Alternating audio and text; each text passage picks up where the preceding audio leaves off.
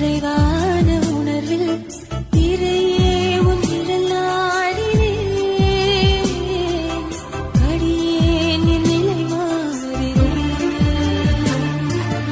உன்னோடு கைகோர்த்து நான் செல்லும் பாதை அழகானது, தினம் அழகானது.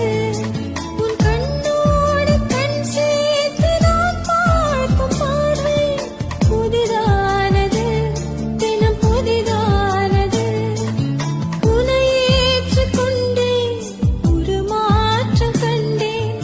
உன்னில் உலகை புதிதாக கண்டேன்.